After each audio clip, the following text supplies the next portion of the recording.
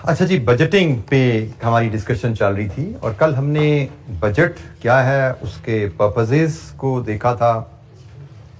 Then हमने functional budget क्या होते हैं और कैश बजट के फंक्शंस यूजेस क्या हैं, और एक हमने फंक्शनल बजट की बेसिक सी इलस्ट्रेशन 5 देखी थी। तो कल की डिस्कशन से कोई क्वेश्चन, कोई सवाल? अच्छा जी, कुछ बेसिक सी इलस्ट्रेशन और देखते हैं, then we will move towards examiner question. मैंने आपको शुरू में भी बताया था कि बजटिंग में we don't have much to discuss, क्योंकि बजटिंग में बेसिक्स आपके जो रिलेशनशिप हैं, फॉर्मेट्स हैं, आपने फाइनेंशियल अकाउंटिंग अक्सर सीखे हुए हैं, कुछ कॉस्ट अकाउंटिंग में सीखे हुए हैं, वही यूज होने हैं। और इसके अलावा you need to have skill of reading the question well, क्योंकि मेरी नज़र में अगर आपको एबीसी अकाउंटिंग के फॉर्मेट्स की आपको आती है तो बजटिंग सिर्फ reading the statements and translating statements into number. मैं इसको हमेशा से ये समझता हूं कि स्टेटमेंट्स में उसने लिखा होता है, फॉर एग्जांपल मैंने आपको बताया हमारा topic budgeted profit and loss का होता है, जिसमें उनसे कहा जाता है पीएनएल बनाई अगले साल का। उसने आपको सवाल में बताया होगा कि पिछले साल सेल्स आपकी इतनी थी, अगले साल प्राइस इतनी बढ़ जाएगी, अगले साल वॉल्यूम इतना बढ़ जाएगा। तो भाई पिछले साल की सेल्स में प्राइस चेंज, वॉल्यूम चेंज डालो, अगले साल की सेल्स आ जाती है। मतलब इट बिकम्स दिस सिंपल। अगर आप सवाल पढ़ रहे हो, सब कुछ सवाल के अंदर मिलेगा। आपको सिर्फ एबीसी पता होनी चाहिए, बेसिक्स फॉर्मेट्स की और कॉन्सेप्ट की। तो हम एक और इलस्ट्रेशन देखते हैं जी, इलस्ट्रेशन 7। ये मास्टर बजट के ऊपर है। मास्टर बजट में मैंने आपको बताया था जी 3 डॉक्यूमेंट्स बनती हैं। Prepare the following documents, following budget for the 6 month ending 31 December 2026, cash budget, budgeted profit loss, balance sheet. In 3 documents को कलेक्टिवली हम मास्टर बजट कहते हैं। तो हम सवाल पढ़ते हैं, फिर इनके इंडिविजुअल फॉर्मेट्स पे और कुछ जो कॉन्सेप्ट अंडरलाइन उनको भी डिस्कस कर लेंगे। Hashim Limited is in the process of preparing master budget for the 6 months ending 31 December 2026. The balance sheet as of 30 June 2026, मतलब जो 6 महीने 30 जून की बैलेंस शीट हमें गिवन है और उससे अगले 6 महीने की हमें बजट बनाना है, is estimated as under paid up capital, accumulated profits, current liabilities में trade creditors, other creditors, इधर आपके fixed assets, less accumulated depreciation, then there are stocks, trade debtors and banks। ये आपकी balance sheet assets and liabilities match हुए आपके। The budget committee has derived the following trading forecast for the 6 months ending 31 December X6।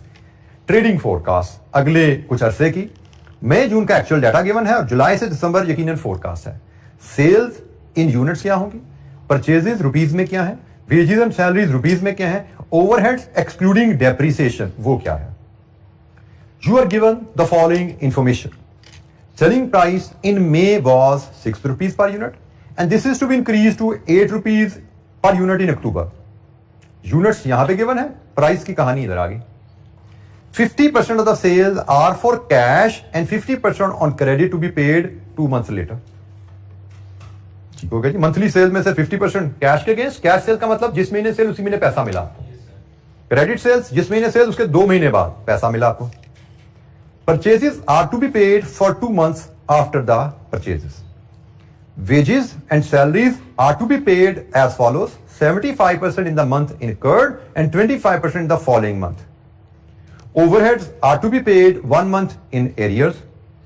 Fixed assets are to be paid for in 3 equal installments.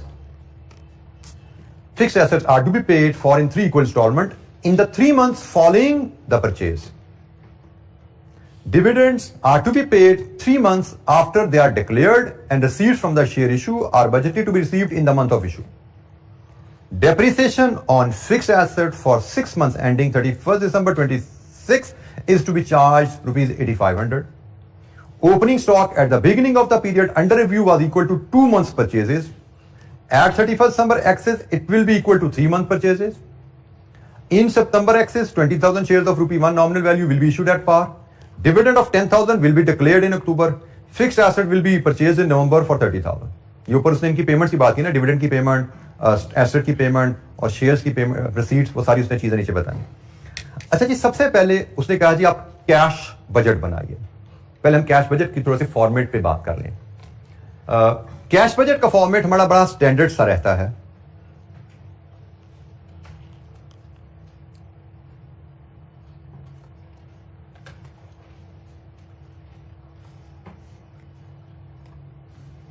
PNL और balance sheet के budget format से अब generally आप familiar हैं। Cash budget का format मैं आपको थोड़ा सा हाईलाइट कर दूंगा। पहली बात, कल जैसे हम जब बजट पीरियड की बात कर रहे थे, वहां पे मैंने आपसे कहा था कि बजट पीरियड यूजुअली साल हो सकता है, क्वार्टर हो सकता है, जैसे यहां पे 6 मंथ्स की हैं। तो अगर हमें पीएनएल बजटेड बनाने को कहा जा रहा है तो 6 मंथ पीरियड का पीएनएल बनेगा, 6 मंथ की सेल, 6 मंथ की cost of sale and so on, एक पीएनएल का कॉलम बनेगा। अगर हमें बैलेंस शीट बजटेड बनाने को कहा जा रहा है तो 31 दिसंबर की एक ही बैलेंस शीट बनेगी, 31 दिसंबर 2021 की एसेट्स एंड लायबिलिटीज। लेकिन जब 6 महीने का कैश बजट बनाने को कहा जाता है तो कैश बजट की रिक्वायरमेंट थोड़ी सी डिफरेंट होती है। कैश बजट में if the data permits cash budget should be broken down into smaller period. जैसे उसने 6 महीने का कैश बजट कहा है ना, और हम देख रहे हैं डाटा में हमें मंथली आइटम्स अवेलेबल है, मंथली सेल्स, मंथली कॉस्ट का डाटा अवेलेबल है, तो कैश बजट हम मंथली बनाएंगे। ठीक हो गया? तो हमने यहां पे क्या बात सीखी, if the data permits cash budget should be broken down into smaller periods. Cash budget should be broken down into smaller period and smaller periods का डाटा हमें अवेलेबल है। अच्छा जी, कैश बजट में हमें फॉर्मेट क्या फॉलो करते हैं? मैं पहले रफ ड्राफ्ट में आपको फॉर्मेट समझा देता हूं, फिर हम इसकी आंसर की प्लानिंग पे जाएंगे। 6 कॉलम है, तो जुलाई, अगस्त, सितंबर, अक्टूबर, नवंबर, दिसंबर से ये 6 हमें कॉलम ऐसे बनाने पड़ेंगे।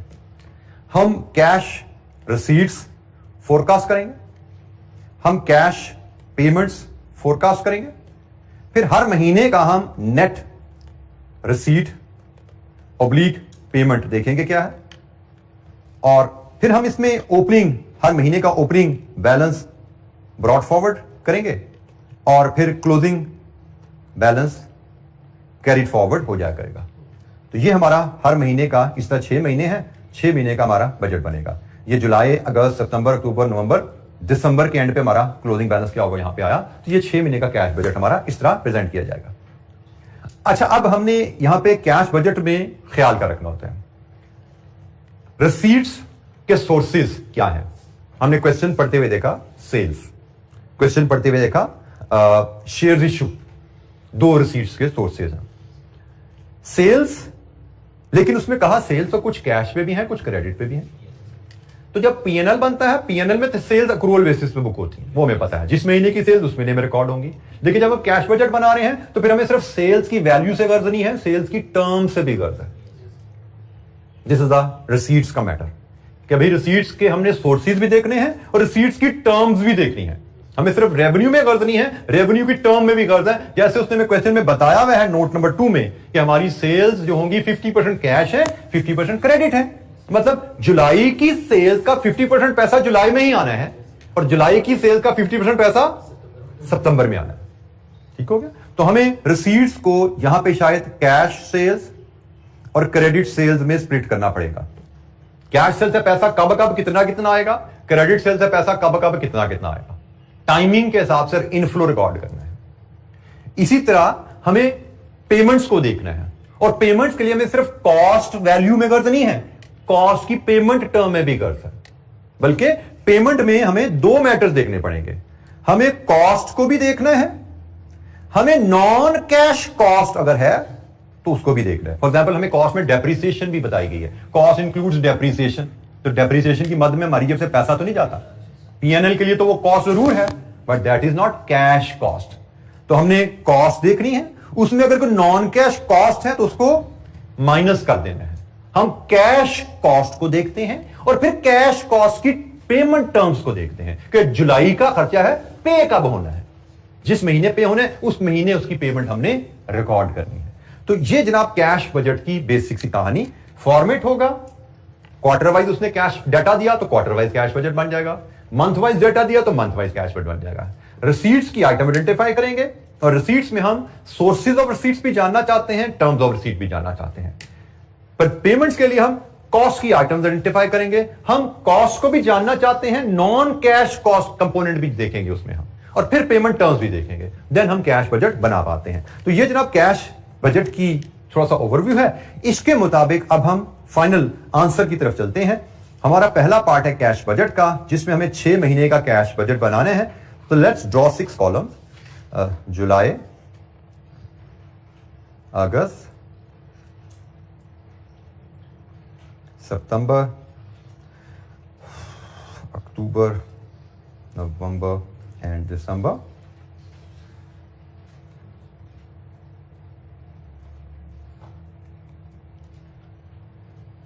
कैश रिसीट्स के मुझे 3 आइटम्स मुझे नजर आई। एक कैश सेल्स है, एक क्रेडिट सेल्स है और एक शेयर इशू है। ये 3 मुझे सोर्सेज रिसीट्स के नजर आए हैं। इसके नीचे हम कैश पेमेंट्स ले आते हैं। सवाल को देखते हैं तो कैश पेमेंट्स में मुझे परचेजेस नजर आ रही हैं, उसकी पेमेंट्स आएंगी। मुझे वेजेस एंड सैलरीज नजर आ रही हैं, उसकी पेमेंट हम करेंगे। ओवरहेड्स हैं, उसकी पेमेंट आएगी। फिर हमारे पास कहीं नीचे एसेट परचेज का जिक्र था, ऐसे फिक्स एसेट परचेज है, उसका जिक्र था, उसके अगेंस्ट भी पेमेंट आएगी। फिर डिविडेंड का भी कोई जिक्र है, उसकी पेमेंट भी आ सकती है। इसके अलावा कोई पेमेंट वाली आइटम कहीं पढ़ने में नजर आई हमें? शायद नहीं। लेकिन हमने जैसे किया, हम फॉर्मेट बनाते हुए एक आध लाइन हम इधर छोड़ देते हैं, एक आध लाइन इधर छोड़ देते हैं, और इसके बाद मैं नीचे यहां पे नेट रिसीट ऑब्लिक पेमेंट, फिर opening balance brought forward and then closing balance carried forward.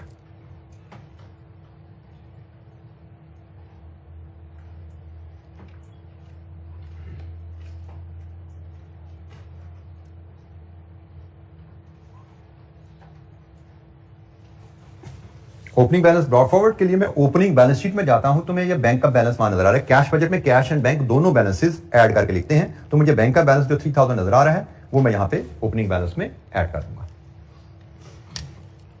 अच्छा जी, अब हम रिसीट्स से काम शुरू करेंगे। हम वर्किंग 1 बनाएंगे कैश सेल, और मे भी क्रेडिट सेल भी हम वहीं पर कवर कर लेंगे। हम इनको वहां से कवर करेंगे।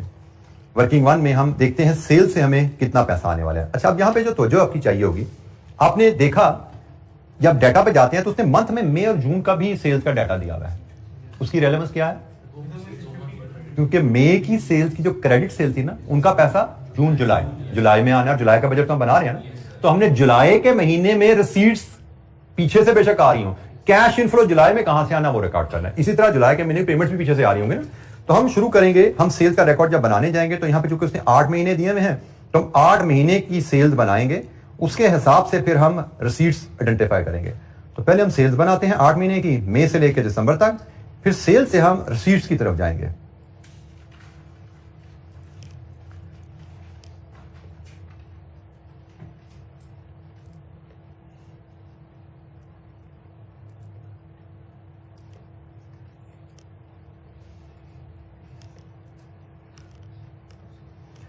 मई, जून, जुलाई, अगस्त, सितंबर, अक्टूबर, नवंबर, दिसंबर। सेल यूनिट्स इनटू प्राइस, हमें मिलेगा रेवेन्यू। टोटल रेवेन्यू हमारा क्या होने वाला है? फिर इसमें से 50% कैश है, 50% ऑफ रेवेन्यू हम लेते हैं, बाकी बात में करते हैं। 50% रेवेन्यू लेते हैं क्योंकि 50% कैश है, 50% क्रेडिट है। तो जनाब हमारे पास यूनिट्स अवेलेबल हैं मई के 4000, 4200, 4500, 4600, 4800, 5000, 3800, 3000। प्राइस उसने कहा जी मई में 6 रुपए थी और फिर अक्टूबर में आके 8 रुपए हो गई। लीजिए जी, यूनिट्स इनटू प्राइस करें रेवेन्यू। 24,000, 25,200, 27,000, 27,600, 800, 40,000, 30,400, 24,000। अब इसका 50% कैश है, 50% क्रेडिट है, तो हम 50% ऑफ द रेवेन्यू कर लें तो ये 12,000, ये बना आपका 12,600, 13,500, 13,800, 14,400, 20,000, 15,200 और 12,000। अब जनाब जो तो है ना कैश सेल्स जुलाई से दिसंबर तक, तो जिस महीने की सेल है उस महीने पैसा आ गया। क्योंकि 50% कैश है, 50% क्रेडिट है, ये हमारी कैश सेल्स है। तो जुलाई से दिसंबर तक जो सेल्स की वैल्यू है वही हमारी रिसीट है। तो 13,500। नेक्स्ट,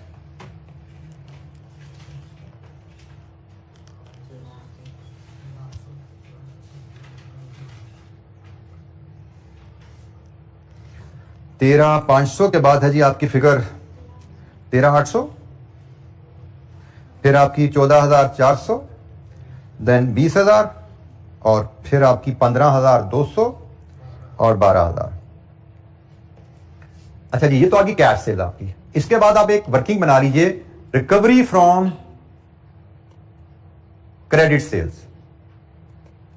क्रेडिट सेल का हिसाब करके 2 महीने बाद होती है। ये जो मई की सेल है ना, इनका पैसा आना है जुलाई में, और इस तरह जो जून की सेल है उनका पैसा आना है अगस्त में।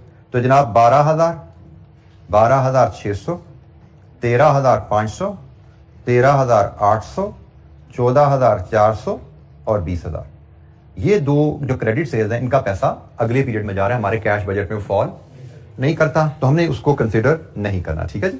कैश बजट का मतलब है कि भाई जो जिस पीरियड का कैश बजट बना रहे हो उस पीरियड की रिसीट्स। अब ये सेल्स जरूर हैं, ये आपकी सेल्स जरूर हैं इस पीरियड की, बट रिसीट नहीं है।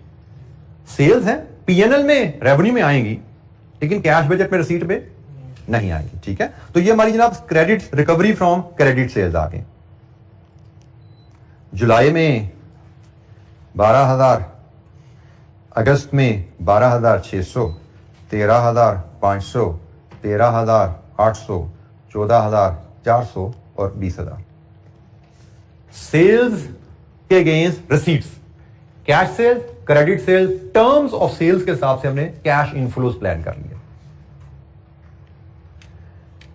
अच्छा जी, फिर आप नोट नंबर पढ़िए 10। इन सितंबर X6, in September X6 20,000 share of ₹1 nominal value will be issued, मतलब 20,000 रुपए के शेयर इशू किए जाएंगे।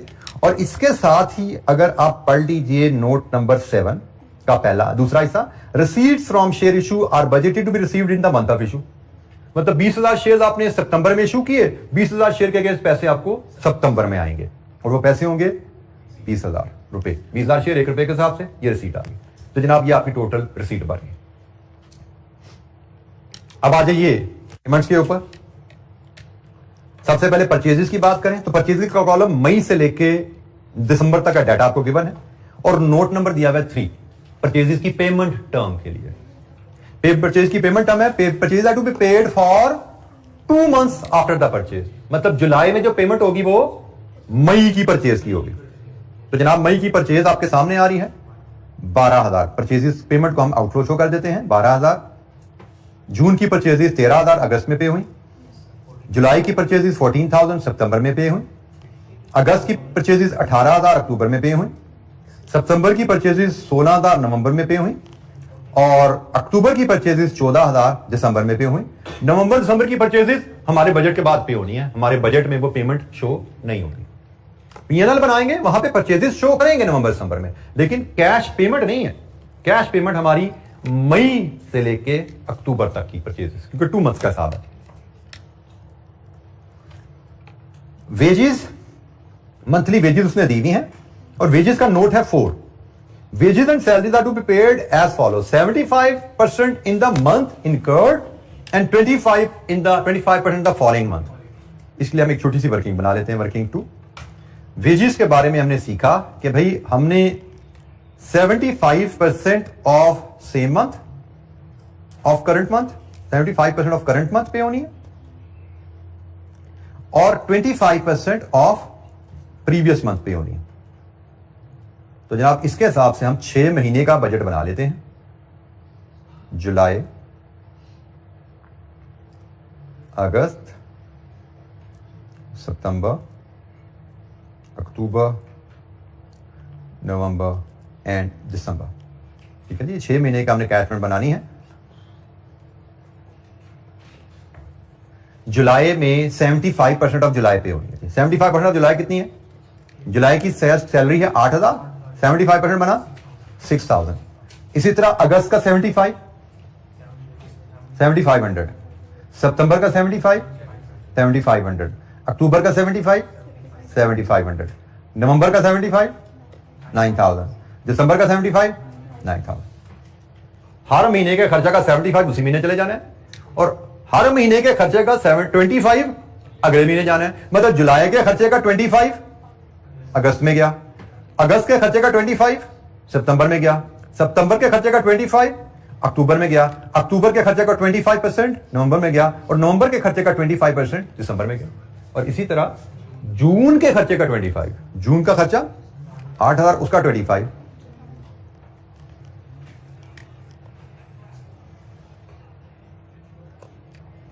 लीजिए जी, ये आपका मंथली कैश बजट बन गया। आपकी टोटल वेजेस की पेमेंट, सॉरी वेजेस पेमेंट आ गई, मंथली पेमेंट आ गई, payment against wages and salaries 8000, 9500, 10,000, 10,000, 11,500, 12,000।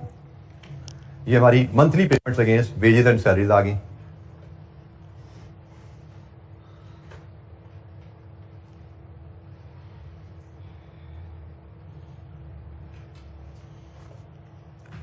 अच्छा जी, इनको अब हम रिकॉर्ड कर लेते हैं पेमेंट्स में वर्किंग 2 के हिसाब से। यहां पे 8,000, 9,500, 10,000, 10,000, 11,500 and 12,000। जैसे उसने लिखा, हमें बेसिक असूल पता है कि हमें कॉस्ट चाहिए, नॉन कैश पास्ट एलिमेंट है उसको देखना है और पेमेंट टर्म्स को देखना है। तो यहां पे परचेजेस में भी नॉन कैश एलिमेंट नहीं था, वेजेस में भी नॉन कैश एलिमेंट नहीं था, सिर्फ कॉस्ट और पेमेंट टर्म्स को मिला के हमने पेमेंट्स बना ली। ओवरहेड्स उसने ऑलरेडी एक्सक्लूडिंग डेप्रिसिएशन, मतलब नॉन कैश के बगैर दिया है, ठीक है, तो उसमें भी नॉन कैश का इशू नहीं है। तो सिर्फ कैश कॉस्ट हमें गिवन है और इसका नोट है note number 5, overheads are to be paid 1 month in arrears, मतलब जून वाला खर्चा पे होगा जुलाई में। तो दैट्स इट, जुलाई में गया, जुलाई अगस्त सितंबर 7,000, जुलाई अगस्त सितंबर में 7,000 पे हुआ। उसके बाद नहीं, एक और 7,000 रहेगा ना, जून जुलाई अगस्त सितंबर, एक और 7,000 गया, आखिरी 2 महीने 8,000। एग्री जी। दिसंबर का जो खर्चा है वो जनवरी में पे होना है, जनवरी का बजट हम नहीं बना रहे, हम दिसंबर तक का बजट बना रहे हैं। फिक्स्ड एसेट के लिए आप पढ़ेंगे पहले note number 12। Fixed asset will be purchased in November for 30,000। नवंबर में 30,000 का फिक्स्ड एसेट खरीदेंगे। फिर आप इसके लिए नोट पढ़ेंगे 6, fixed asset are to be paid for in 3 equal instalment in 3 months following the purchase. मतलब परचेज के अगले 3 महीनों में 3 माहाना किस्तें पे होनी है। मतलब नवंबर में आपने एसेट खरीदा तो किस्तें जाएंगी दिसंबर, जनवरी, फरवरी, तो हमारे पीरियड में तो गई सिर्फ दिसंबर। तो जनाब आपकी फिक्स्ड एसेट की किस्त जाएगी सिर्फ एक, और वो जाएगी 10,000 की दिसंबर में। एसेट खरीदा गया है नवंबर में, लेकिन कैश फ्लो पेमेंट सिर्फ 10,000 की हुई दिसंबर में, बाकी पेमेंट जनवरी फरवरी में जानी है, वो हमारा कैश बजट पीरियड नहीं है। डिविडेंड, डिविडेंड के लिए आप नोट पढ़ेंगे 11 पहले। Dividend of ₹10,000 will be declared in October, declared in October. फिर पढ़ेंगे note number 7, dividend are to be paid 3 month after they are declared. Declare हुआ अक्टूबर में, अक्टूबर के बाद 3 महीने, नवंबर, दिसंबर, जनवरी, जनवरी में पे होना है। इसका मतलब हमारे पीरियड में कोई डिविडेंड पेमेंट नहीं है, हमारे पीरियड में डिविडेंड पेमेंट नहीं आ रही, खत्म होगी बात जी। दीजिए जी, अब हमारा कैश बजट तैयार हो गया। रिसीट्स सम कीजिए, पेमेंट्स माइनस कीजिए, व्हाट इज नेट? जुलाई, जुलाई का नेट बोलिए।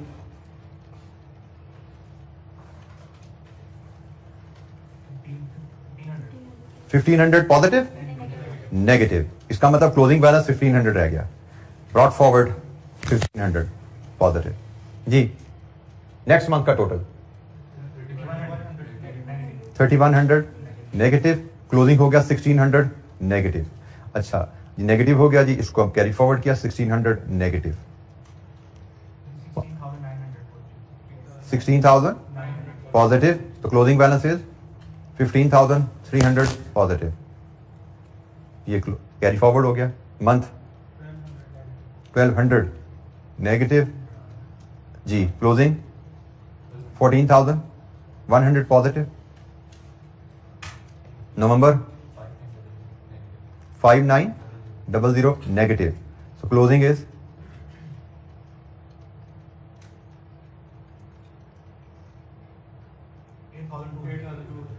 पॉजिटिव 8200 पॉजिटिव, और मंथ दिसंबर का net 12000 negative, so closing is 3800 negative. Negative का मतलब ओवरड्राफ्ट हो गया। ये हमने जब शुरू किया था पीरियड, ओपनिंग बैलेंस 3000 पॉजिटिव था, और जब पीरियड क्लोज हो रहा है तो 3800 नेगेटिव बैलेंस, मतलब ओवरड्राफ्ट में चले गए हम जी। कैश बजट, बेसिक प्रिंसिपल्स और बेसिक फॉर्मेट मैंने कैश बजट का आपसे डिस्कस किया इलस्ट्रेशन में। कोई क्वेश्चन?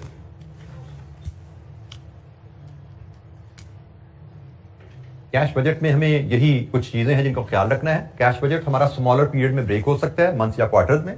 जरूरी नहीं कि साल का एक कॉलम बने, पीएनएल का एक कॉलम बनेगा, बैलेंस शीट का एक कॉलम बनेगा, लेकिन कैश बजट का कॉलम स्मॉलर पीरियड में ब्रेक हो सकता है, depending upon the information available. Cash receipts में हम रेवेन्यू देखते हैं और टर्म्स ऑफ सेल्स देखेंगे, टर्म्स ऑफ रिसीट देखेंगे। कैश पेमेंट में हम कॉस्ट देखते हैं, नॉन कैश का इंपैक्ट देखते हैं, और फिर पेमेंट टर्म्स देखते हैं, जिनकी मदद से हम कैश बजट बना पाते हैं। तो बेसिक फॉर्मेट कैश बजट का आपके सामने एक इलस्ट्रेशन की मदद से, कुछ बेसिक वर्किंग की मदद से आपके सामने प्रेजेंट किया गया। कोई इशू?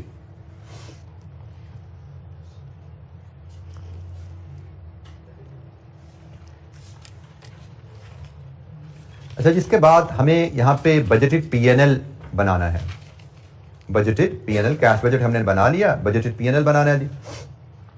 पीएनएल का फॉर्मेट यहां पे जो हमें नजर आ रहा है, रेवेन्यू की फिगर हमने अभी देखी थी, बना ली थी। फिर हमें नोट नंबर 9 में ओपनिंग स्टॉक और क्लोजिंग स्टॉक का जिक्र है, और परचेजेस का जिक्र है, और कुछ वेजेस एंड ओवरहेड्स का जिक्र है। तो मुझे लगता है शायद हमारे पीएनएल का फॉर्मेट कुछ यहां जो बनेगा, that will be sales less cost of sales, और कॉस्ट ऑफ सेल्स में हमारा opening stock plus purchases minus closing stock plus wages and salaries plus factory overheads, और इसमें don't forget to add depreciation. PNL है ना, तो non cash cost भी आएगी, ठीक है। और हम यहां पे डायरेक्ट नेट प्रॉफिट पे आ जाते हैं। अच्छा, यहां पे ना हमें ग्रॉस प्रॉफिट और नेट प्रॉफिट में फर्क बताने के लिए प्रोडक्शन और नॉन प्रोडक्शन डाटा में ब्रेकअप दिया गया। तो यहां पे ये सारी फिगर लग रहा है हमें प्रोडक्शन कॉस्ट ही है, ये सारी प्रोडक्शन कॉस्ट लग रही हैं। आल्दो इसके आंसर में जो सोल्यूशन हमें अवेलेबल था, जिस बुक से हमने लिया, उसमें उसने कुछ इसको जरा प्रेजेंट डिफरेंटली किया हुआ है। मुझे लगता है हम यहाँ पे डायरेक्ट नेट प्रॉफिट पे आ जाए तो दिस इज गुड इनफ। तो सेल्स की फिगर तो हम वर्किंग वन से उठा सकते हैं, सेल्स की फिगर वर्किंग वन से उठा सकते हैं, और वो सेल्स की फिगर आपकी है जी जुलाई से लेके दिसंबर तक। ये है जी रेवेन्यू जो पीएनएल में जाना है, ऐसा ही है। टोटल करके बताइए रेवेन्यू आपका पीएनएल में क्या जा रहा है?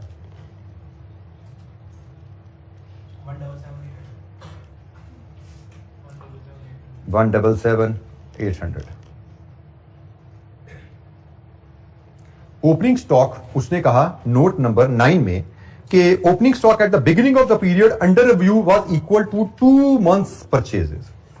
2 महीने की परचेजेस के बराबर आपका स्टॉक था। तो भाई हमारा जो ये डाटा अवेलेबल है, ये हैं 2 मंथ की परचेजेस जब हमारा पीरियड स्टार्ट हो रहा है। हम जुलाई से दिसंबर का पीएनएल बना रहे हैं, तो जुलाई से दिसंबर से पीछे 2 महीने जो गुजरे उनकी परचेजेस के बराबर हमने ओपनिंग स्टॉक लिया। हमारा ओपनिंग स्टॉक है 25,000। ओपनिंग स्टॉक हमारा है जी 25,000 प्लस परचेजेस। परचेजेस आप पीएनएल से उठा लीजिए, डाटा यहां से उठा लीजिए। ये जी आपकी परचेजेस आ रही हैं, इनका सम कीजिए। जुलाई से दिसंबर तक की परचेज 86,000। फिर इसमें से क्लोजिंग स्टॉक लाइंस करना है। क्लोजिंग स्टॉक उसने कहा 3 महीने की परचेजेस के बराबर है, तो अक्टूबर, नवंबर, दिसंबर 38,000 ये क्लोजिंग स्टॉक आ गया। Wages and salaries accrual principle के तहत जुलाई से लेके दिसंबर तक का टोटल।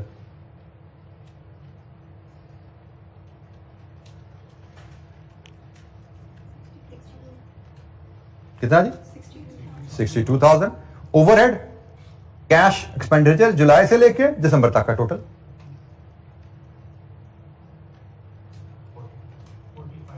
45,000।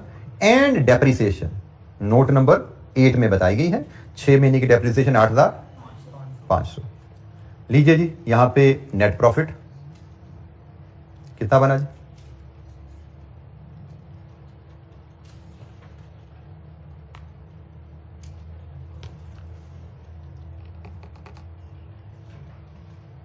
पहले थोड़ी कॉस्ट ऑफ सेल का टोटल बता दीजिए, सेल का टोटल कॉस्ट बोल रहे हैं 187,500, तो प्रॉफिट नहीं है तो लॉस आता नजर आ रहा है 188 है 188,500, तो ये लॉस नजर आ रहा है जी। कितना लॉस है? 10,700 का लॉस है जी। 10,700 का लॉस है। अच्छा, क्योंकि यहाँ पे डिविडेंड की डिक्लेरेशन का जिक्र भी है तो हम अक्यूमुलेटेड प्रॉफिट ब्रॉट फॉरवर्ड यहां पे लेके आते हैं। अक्यूमुलेटेड प्रॉफिट ब्रॉट फॉरवर्ड हमारी बैलेंस शीट में गिवन है हमें, कितना है जी? 44,600। फिर इसमें से लेस कर देते हैं डिविडेंड डिक्लेयर्ड। आपको पता है ये डिविडेंड पेबल अप्रोप्रिएशन डेबिट होकर डिविडेंड पेबल में चला जाता है। कितना है? 10,000। और यहां से फिर आप ले जाते हो अक्यूमुलेटेड प्रॉफिट कैरिड फॉरवर्ड, जो कि आपकी बैलेंस शीट में रिफ्लेक्ट होगा। कितना जी? 23,900। ये आपका पीएनएल का फॉर्मेट कंप्लीट हुआ, क्योंकि उसने डिविडेंड डिक्लेरेशन का जिक्र भी किया हुआ है। तो डिविडेंड डिक्लेरेशन भी आपको, यहां तक आपका पीएनएल है, ये आपका अप्रोप्रिएशन अकाउंट है, ठीक है। अकाउंटिंग के नॉलेज के मुताबिक ये पीएनएल बन गया फॉर द ईयर। फिर आपका ये अप्रोप्रिएशन अकाउंट आया जिसमें अक्यूमुलेटेड प्रॉफिट ब्रॉट फॉरवर्ड आप लेके आए, डिविडेंड जो पे डिक्लेयर किया वो आपने यहां पे नेगेटिव शो किया, और ये अक्यूमुलेटेड प्रॉफिट जो आपका बैलेंस शीट में जाना है नेक्स्ट पीरियड एंड, वो आ गया। सो बजटेड पीएनएल बनाना वेरी सिंपल, अक्रूवल कॉन्सेप्ट के तहत बनाया हमने पीएनएल, और हमने इसमें नॉन कैश आइटम को भी शामिल किया। फॉर्मेट की कोई कैद नहीं है हमें यहाँ पे, क्योंकि ये फाइनेंशियल अकाउंटिंग नहीं है, हम जिस मर्जी अंदाज में प्रेजेंट कर दें। हाँ, एग्जामिनर सिर्फ आपकी इस फिगर में इंटरेस्टेड है, इस फिगर में इंटरेस्टेड है, वो जिस मर्जी ग्रॉस प्रॉफिट हो, नेट प्रॉफिट हो, सीधी रेवेन्यू माइनस कॉस्ट करके निकाल लें, कोई इशू नहीं। फॉर्मेट्स जो पीएनएल के मुताबिक, वो हमें स्पेसिफिक मार्जिनल अब्जॉर्प्शन कॉस्टिंग के क्वेश्चन आए तब हमें कहा जाता है, जो कि यकीनन हमारे स्कोप में यहाँ पे नहीं है। फाइनेंस में कोई अकाउंटिंग का कॉन्सेप्ट हमारा अप्लाई नहीं होने वाला है। यहाँ पे कोई फॉर्मेट हमारा अकाउंटिंग का स्पेसिफिक डिजायर्ड फॉर्मेट नहीं है कि इस फॉर्मेट के तहत प्रेजेंट करना है। हम अपनी जरूरत के हिसाब से फॉर्मेट बना सकते हैं जी। एनी क्वेश्चन, कोई सवाल? अच्छा जी, बैलेंस शीट के बारे में मैंने आपको बता दिया। अभी हमने एक इलस्ट्रेशन में कैश बजट बनाया, फंक्शनल बजट की इलस्ट्रेशन कल हमने की थी, आज हमने एक कैश बजट की इलस्ट्रेशन कर ली, एक हमने पीएनएल की इलस्ट्रेशन की। हमें नॉर्मली क्वेश्चन पास पेपर पे जब हम जाएंगे इन्हीं एरियाज में मिलते हैं, functional budget, cash budget, PNL budget. Balance sheet budget पे हमें क्वेश्चन पास पेपर में शायद कोई नहीं मिलेगा, और हमारे पास गालबन ये एक ये इलस्ट्रेशन है जिसमें मैं बैलेंस शीट का बजट आपसे डिस्कस कर रहा हूं, और इसके बाद आपकी एक होम असाइनमेंट में इलस्ट्रेशन 6 पीछे गुजरी है, वो होम असाइनमेंट है। उसमें फंक्शनल बजट भी है, उसमें मास्टर बजट भी है। मास्टर बजट बनाते हुए बैलेंस शीट भी बनेगी, ठीक है। वो आपकी होम असाइनमेंट है, वीकेंड पे आराम से उसको तसल्ली से 2-3 घंटे लगा के छोटी छोटी सी इलस्ट्रेशन है, छोटे छोटे से वर्किंग बना के कीजिएगा, तो that will give you a very fair idea of budgeting. मजीद आपके उसकी ग्रिप आ जाएगी, और फिर हम जब मिलेंगे नेक्स्ट वीक में तो हम एक इलस्ट्रेशन कैश बजट की मजीद करके फिर हम पास पेपर क्वेश्चन पे चले जाएंगे, ठीक है। तो फिलहाल हम बैलेंस शीट की तरफ चलते हैं। अच्छा जी, बैलेंस शीट का बजट नहायत आसान होता है। जो फॉर्मेट आपको क्वेश्चन में गिवन है ना, आप सबसे पहले तो उस फॉर्मेट को पहले कॉपी कर लें। हम एक बैलेंस शीट का फॉर्मेट क्वेश्चन में जो गिवन है उसके मुताबिक उसने एक साइड पे एसेट्स बनाए हुए हैं, एक साइड पे लायबिलिटीज एंड कैपिटल है, paid up capital, accumulated profits, then current liabilities में ट्रेड क्रेडिटर्स और अदर क्रेडिटर्स। फिर डेबिट साइड पे हैं तो फिक्स्ड एसेट्स, कॉस्ट, फिर इसमें से लेस अक्यूमुलेटेड डेप्रिसिएशन, और यहां से WDV आ जाती है। इसके बाद आपके करंट एसेट्स में स्टॉक्स, ट्रेड डेटर्स। बैंक को यहां पे मुझे पढ़ते हुए एहसास हो रहा है कि अगला पीरियड जिसमें बैलेंस शीट बना उसमें बैंक बैलेंस तो है ही नहीं, वहां पे तो बल्कि ओवरड्राफ्ट है, वहां पे तो बल्कि ओवरड्राफ्ट है। तो मैं इसको ओवरड्राफ्ट, बैंक की जगह यहां पे मैं लायबिलिटी साइड पे ओवरड्राफ्ट लिख देता हूं, ठीक हो गया। बैंक मैंने नहीं लिखा, बैंक मैंने यहां पे नहीं लिखा, बैंक की जगह मैंने ओवरड्राफ्ट डाल दिया, क्योंकि मुझे कैश बजट से याद आ गया बैंक बैलेंस तो आपका बचा ही नहीं। अच्छा जी, अब हम इसकी वैल्यूज फीड करना शुरू करें। अक्यूमुलेटेड प्रॉफिट की फिगर हमने पीएनएल बनाया, वहां से आ रही है, ये आ रही है जी 23,900। पेड अप कैपिटल जो पिछले साल की बैलेंस शीट में आ रहा है वही है अगले साल, या बदल गया? बदल गया है भाई, हमने 20,000 के नए शेयर इशू कर दिए ना, यहीं पे वर्किंग शो की। ये लीजिए जी, अगला पेड अप कैपिटल आ गया। ओवरड्राफ्ट कैश बजट से उठा के ले आओ 3800। ट्रेड क्रेडिटर्स, परचेजेस के अगेंस्ट क्रेडिटर्स। हमारी पेमेंट परचेजेस के अगेंस्ट पेमेंट की पॉलिसी नोट नंबर 3, हमने नवंबर और दिसंबर की पेमेंट की, परचेजेस की पेमेंट नहीं की। तो जनाब नवंबर दिसंबर की परचेजेस हैं जी 12,000 जमा 12,000। हमारी ट्रेड क्रेडिटर्स हैं 24,000। अदर क्रेडिटर्स में हमारे पास वेजेस के क्रेडिटर्स हैं, हमारे पास ओवरहेड के क्रेडिटर्स हैं, हमारे पास फिक्स्ड एसेट के क्रेडिटर्स हैं, हमारे पास डिविडेंड पेएबल है। यही है ना चीजें, इसके अलावा भी कुछ क्रेडिटर है हमारे। परचेजेस हमने ले ली, वेजेस, ओवरहेड्स, फिक्स्ड एसेट और डिविडेंड। चलें जी, वेजेस, दिसंबर की वेजेस का 25%, यही है। वेजेस क्रेडिटर्स हमारे हैं दिसंबर की वेजेस जो कि बनती हैं 12,000, इसका 25%, 3,000। ओवरहेड्स दिसंबर के पूरे 8,000। फिक्स्ड एसेट 10,000 की किस्त है, इंटू दो किस्तें रहती हैं अभी, 20,000। Dividend payable 10,000। ठीक हो गया। ये सारी चीजें हमने पढ़ी है ना पीछे, तो हमारे लिए बड़ी इजी था इनको आइडेंटिफाई करके या फिट कराना। फिक्स्ड एसेट की कॉस्ट 1,40,000। क्या during the year, during next 6 month हम कोई एसेट बाय कर रहे हैं? क्या बाय कर रहे हैं? 30,000 का। बिल्कुल ठीक है जी, 30,000 का एसेट बाय कर रहे हैं। तो 140,000 प्लस 30,000, ये तो फुल बाय किया, कॉस्ट रिकॉर्ड होगी 170,000। ड्यूरिंग नेक्स्ट 6 मंथ हम कोई डेप्रिसिएशन भी चार्ज कर रहे हैं? यस। 14,000 की क्यूमुलेटेड पहले आ रही थी, 8,500 और चार्ज कर दी, 22,500 होगी, 147,500। क्लोजिंग स्टॉक पीएनएल में हमने डाला हुआ है, कितना था? 38,000। पीएनएल में क्लोजिंग स्टॉक डाला ना आपने, ये आपकी बैलेंस शीट में 38,000 आ गया। ट्रेड डेटर्स, आपके डेटर्स जो रह गए वो भी हमने वर्किंग वन बनाई थी, उस पर जाके देखते हैं।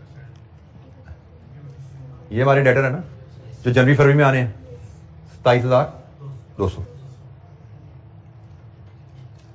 27,200। I think that's it. Total कर लीजिए 212,700। दूसरी साइड क्या लिए?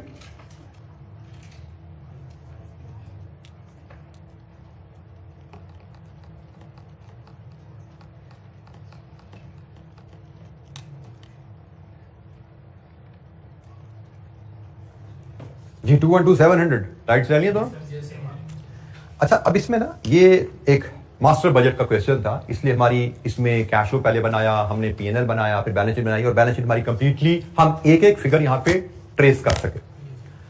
एक थोड़ी सी मैं गाइडलाइन दे दूं, एग्जाम में वी विल नॉट एक्सपेक्ट कि हमें मास्टर बजट पे क्वेश्चन आएगा। मैं फिर बता दूं, एग्जाम में हमें मास्टर बजट क्वेश्चन आने की प्रोबेबिलिटी बड़ी लेस लाइकली है, क्योंकि मास्टर बजट का क्वेश्चन बड़ा लेंथी हो जाता है, उसमें cash budget, PNL, balance sheet काफी लेंथी हो जाता है। तो वी विल एक्सपेक्ट, जैसे पास में आता रहा है, हमें functional budget, cash budget, PNL budget, या हो सकता है बैलेंस शीट बजट भी आ जाए। बजटेड बैलेंस शीट भी हमसे मांग रहे, पहले नहीं आया बजटेड बैलेंस शीट, लेकिन आ सकता है। बजटेड बैलेंस शीट, अगर हमें सिर्फ बजटेड बैलेंस शीट आए, मैं उसके रेफरेंस से थोड़ी सी आपको एक बात बता दूं कि जब आपको बजटेड बैलेंस शीट बनाने को कहा जाएगा तो वहां पे एक फिगर आपकी बैलेंसिंग फिगर निकलती होती है। यहां पे तो हमें चूंकि मास्टर बजट के साथ बैलेंस शीट थी, हर फिगर हम वर्कआउट कर सके, कैलकुलेट कर सके। लेकिन अगर सिर्फ बजटेड बैलेंस शीट कहा जाएगा तो एक फिगर आपको बैलेंसिंग निकालनी पड़ेगी साइड बराबर करने के लिए, और वो फिगर होगी या ये वाली या ओवरड्राफ्ट या बैंक इन में से कोई। मतलब एग्जामिनर इन दो फिगर में से एक फिगर, बाकी सारी फिगर बताएगा कैसे निकलनी है, एक फिगर की इंफॉर्मेशन दे देगा, दूसरी की नहीं देगा। इन दोनों में से वो क्यूमुलेटेड प्रॉफिट या बैंक में से, या वो क्यूमुलेटेड प्रॉफिट बता देगा, बैंक की फिगर नहीं बताएगा, या वो बैंक की फिगर बता देगा, ये नहीं बताएगा। तो अपने ख्याल रखना है कि अगर आपको बजटेड बैलेंस शीट कभी दी जाएगी तो उसमें एक फिगर आप बैलेंसिंग वर्कआउट करते हो, वो बैलेंसिंग फिगर भी लिखने के आपको एक नंबर मिलेंगे, नहीं लिखोगे तो एक नंबर ही लूज होंगे। लेकिन ये तो पता है आपको, हर वैल्यू को कैलकुलेट करने के यहाँ नंबर मिलते जा रहे हैं, जैसे जैसे हम वैल्यूज डालते जा रहे हैं नंबर में मिलते जा रहे हैं। कोई एक फिगर हम नहीं डाल पाए तो हमें एक आध नंबर उसके कट जाएंगे। जी एनी क्वेश्चन, कोई सवाल?